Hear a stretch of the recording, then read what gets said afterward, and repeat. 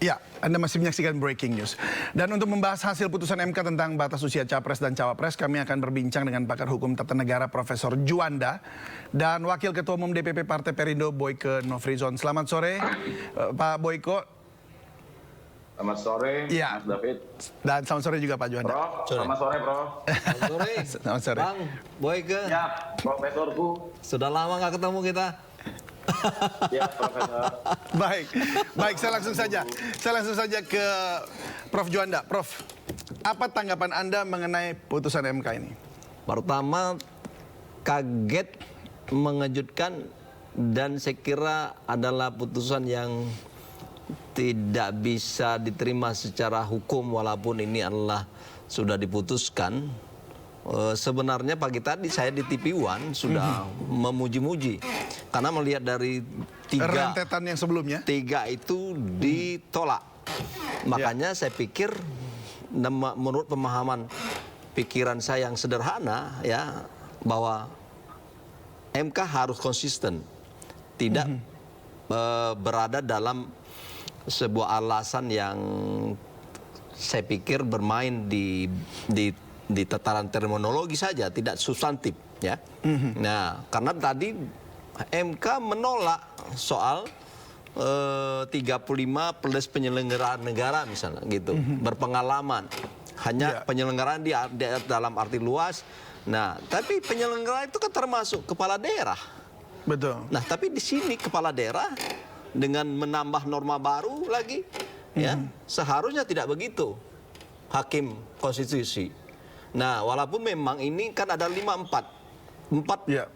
punya dissenting opinion. Ya. Tapi ya kalah juga kan berarti. Nah, 5 yang diperhatikan. Akhirnya ini diterima berarti. Nah, oleh karena itu saya pikir ya, ini saya pikir adalah sebuah putusan yang sangat mengecewakan ya, dan tidak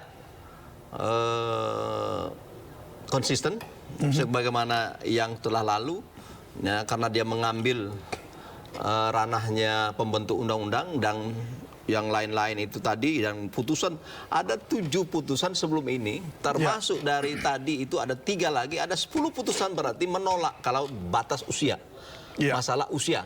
Betul. Ya. Nah, tapi ini dikabulkan sebagian tapi merubah norma 40 ya, atau berpengalaman menjadi kepala daerah. Ini nggak lazim atau bagaimana? Nggak sesuai struktur?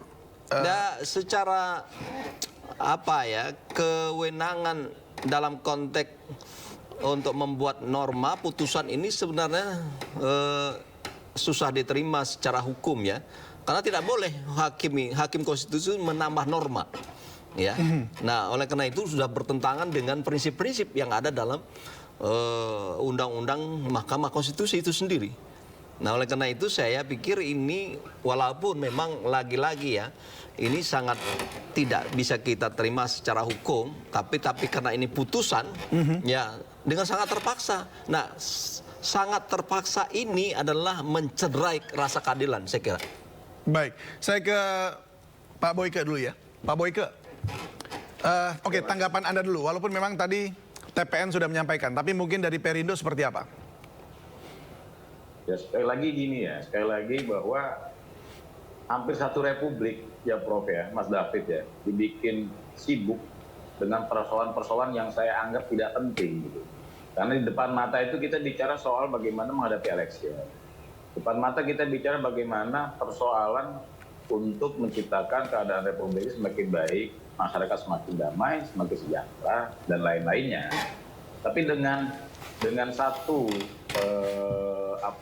persidangan yang akhirnya membuat hampir satu republik ini dibingungkan dan dibikin repot, ini menjadi persoalan secara moralitas buat kita. Kenapa? Karena nilai-nilai prinsip di situ sudah tidak lagi diperjuangkan. Yang diperjuangkan adalah nilai-nilai ambisiusme. Ambisiusme ini adalah sesuatu yang di atas ambius.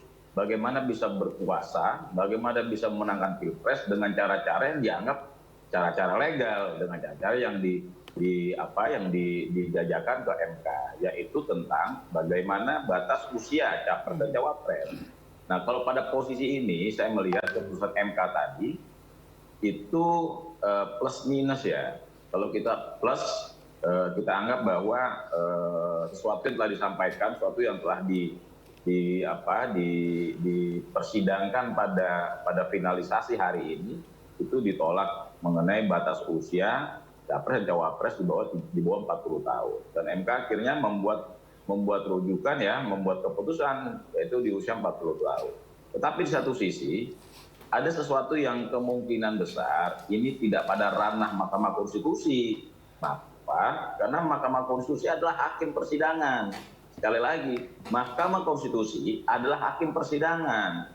Mereka itu bukan pihak legislasi, bukan pihak legislator, bukan pihak parlemen yang bisa menciptakan atau membuat undang-undang. Nah, ini adalah yang tadi disampaikan oleh Prof.